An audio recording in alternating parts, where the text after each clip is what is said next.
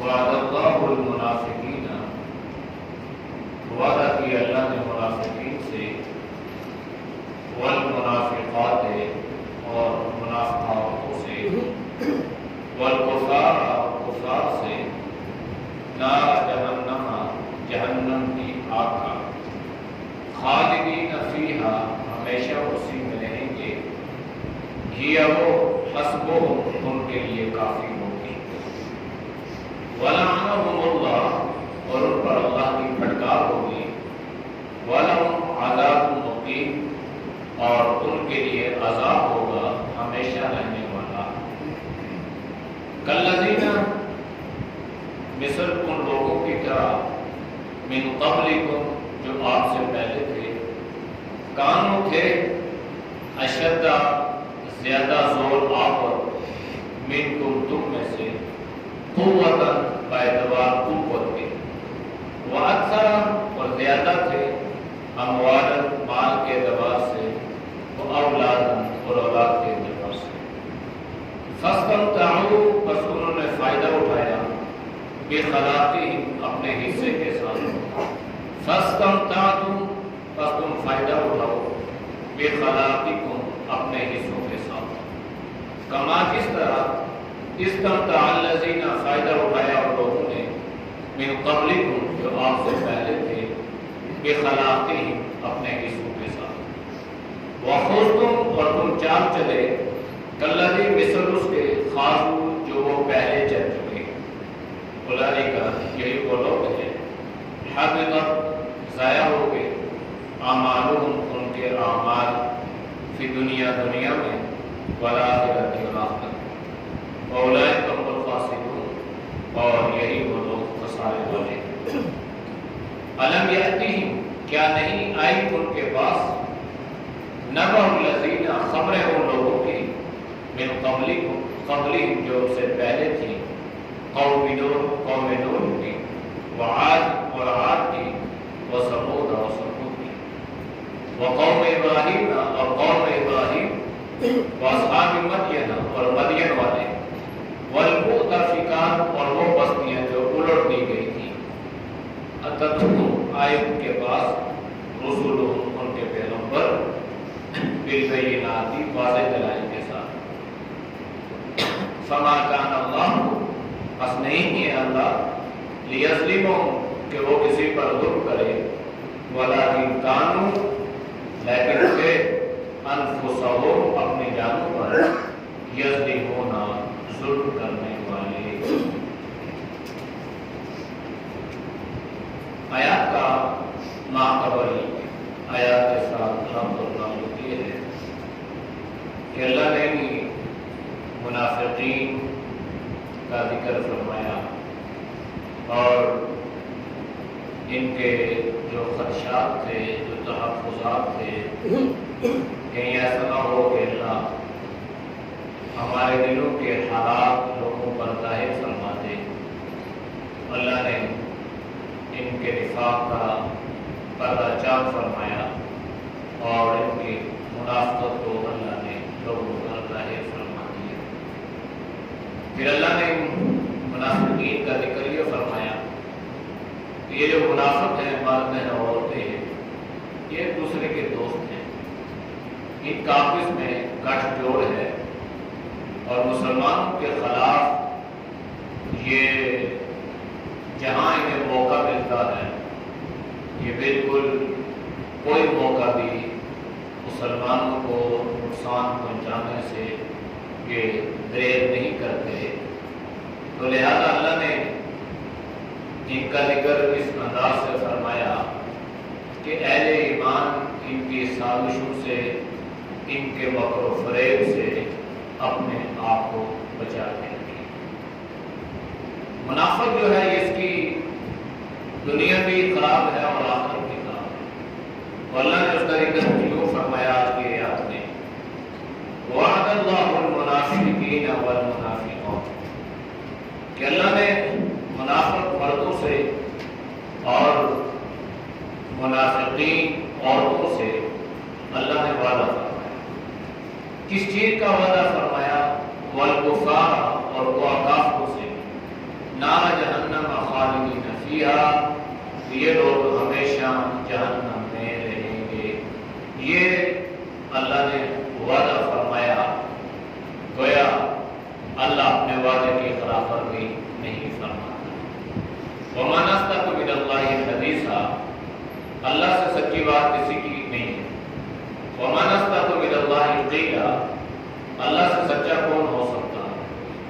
تو سچے اللہ نے یہ وعدہ فرمایا ہے کہ منافق مرد ہو تب بھی، منافقہ عورتیں ہو تب بھی، اور ہر وہ کافر جس نے دنیا میں اللہ اور اللہ کے رسول صلی اللہ علیہ وسلم کے خلاف اعلان بغاوت کیا ہو، اس کے ساتھ اللہ کا یہ وعدہ ہے کہ نار جہنم خالدین فیہا، یہ جہنم کی آگ کا ایندھن بنیں گے اور ہمیشہ اسی آگ میں رہیں گے۔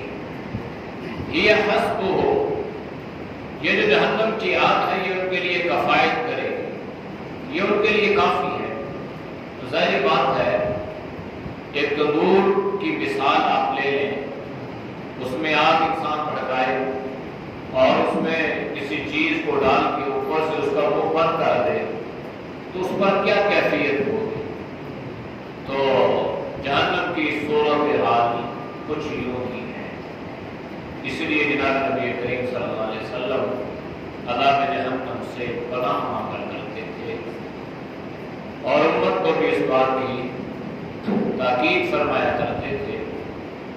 انسان جو ہے یہ بنیادی طور پہ بڑا کمزور ہے، جتنے مرضی ہے دعوے کرے، جتنے مرضی ہے یہ اپنے آپ کو بڑا سمجھے، لیکن حقیقت حال یہ ہے کہ انسان ایک کانٹے کی چبھن کو بھی برداشت نہیں کر سکتا۔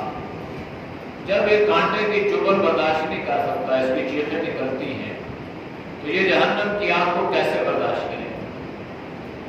اس لیے اللہ نے فرمایا کہ یہ جہنم ان کے لیے کافی ہوگی۔ وَلَعَنَهُمُ اللَّهُ، ان پر اللہ کی طرف سے اللہ کی پھٹکار، اللہ کی لعنت، گویا یہ ان کے لیے ہمیشہ ہمیشہ ناکامی پر اور اللہ نے سبق فرمایا۔ تو جو اللہ کی رحمت سے محروم ہوتا ہے وہ ملعون اور مردود ہی ٹھہرتا ہے۔ اسی اللہ نے فرمایا یہ ملعون ہے اور یہ ہمیشہ جہنم میں رہیں گے۔ وَلَهُمْ عَذَابٌ مُقِيمٌ، اور ان کے لیے باقی رہنے والا عذاب ہے، قائم رکھنے والا عذاب ہے۔ قرآن کریم میں عذاب کے بارے میں اللہ نے مختلف الفاظ استعمال فرمائے ہیں، کہیں بڑا عذاب ہے، کہیں رسوا کن عذاب ہے، کہیں ذلت آمیز عذاب ہے، کہیں دردناک عذاب ہے، کہیں ہمیشہ ہمیشہ رہنے والا عذاب ہے۔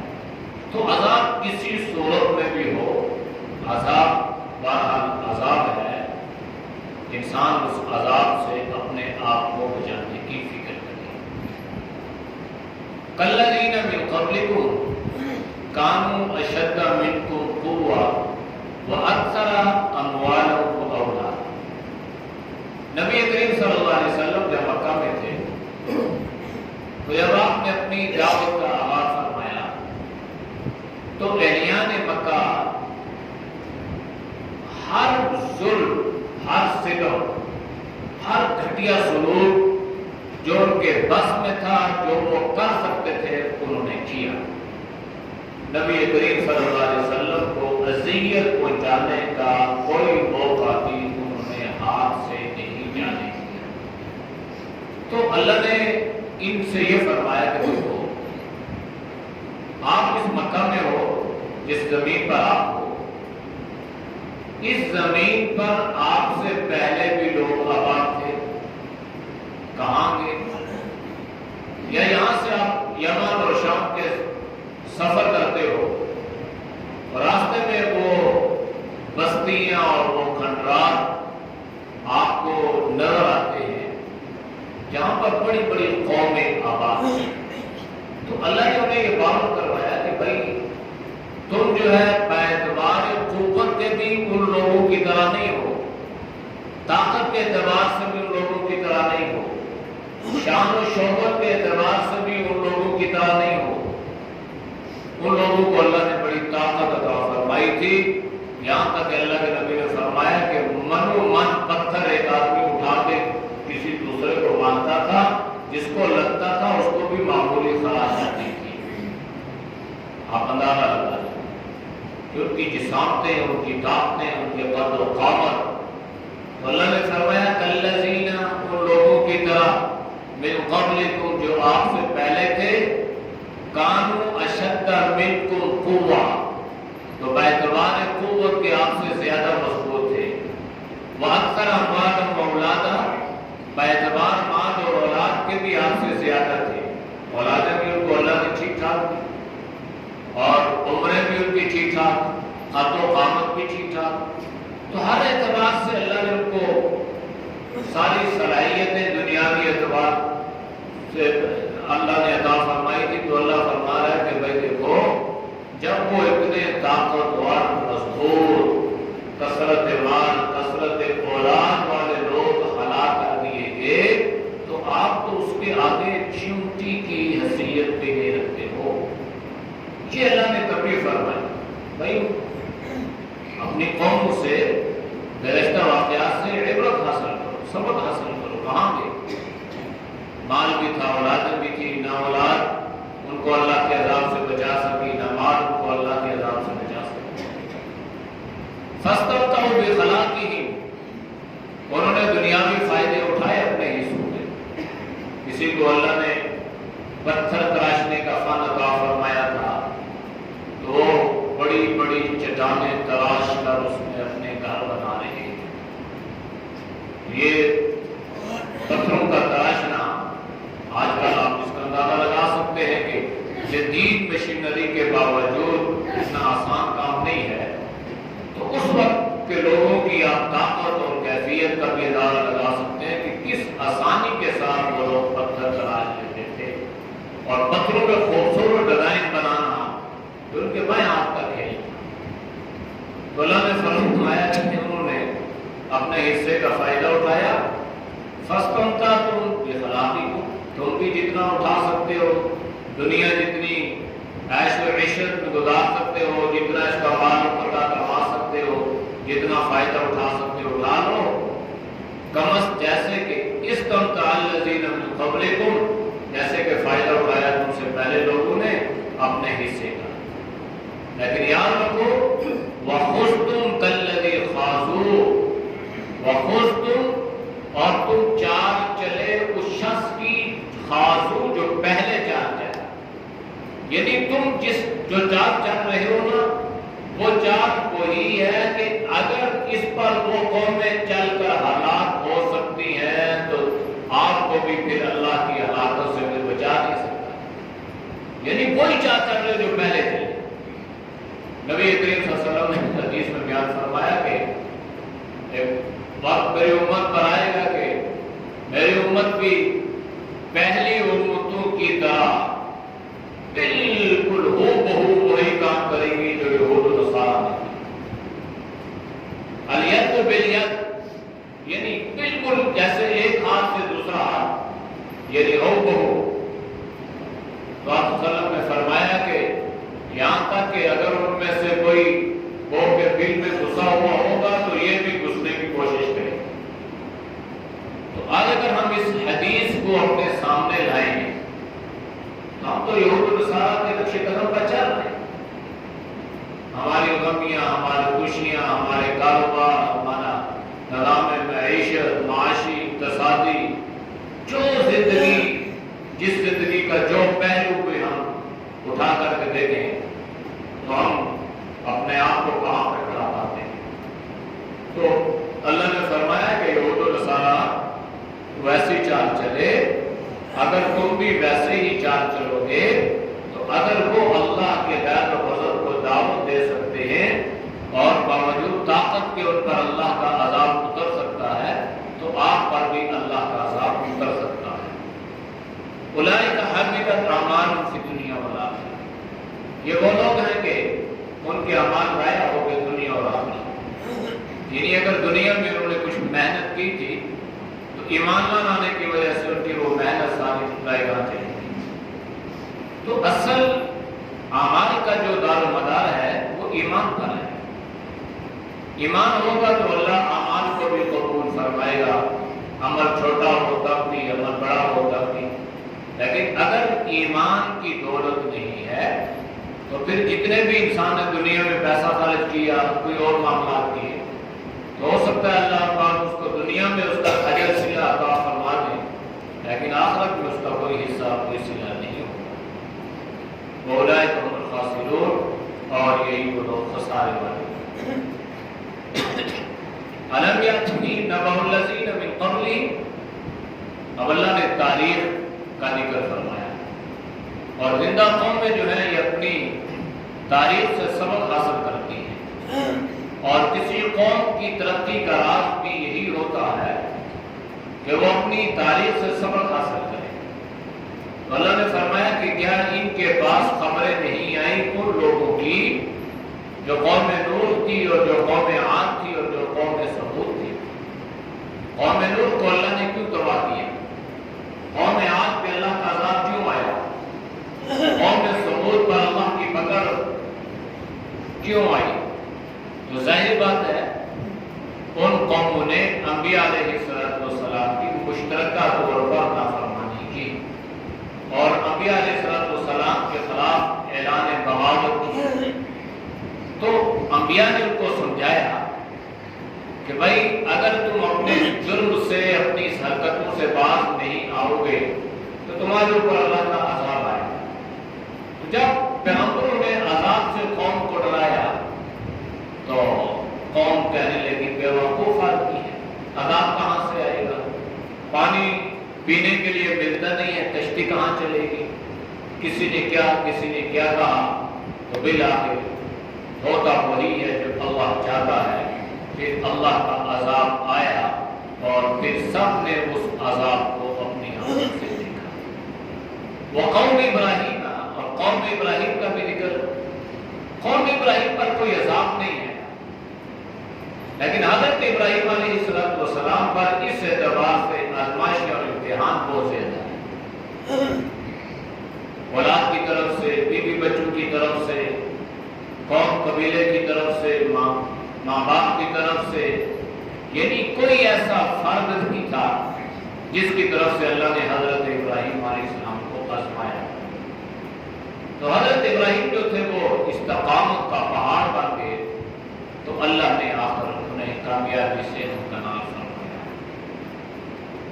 واصحاب مدینہ، حضرت شعیب علیہ السلام کی قوم جو تھی ناپ توڑ میں کمی کرتی، چوریاں کرتی تھی، اس پہ بھی اللہ کا عذاب۔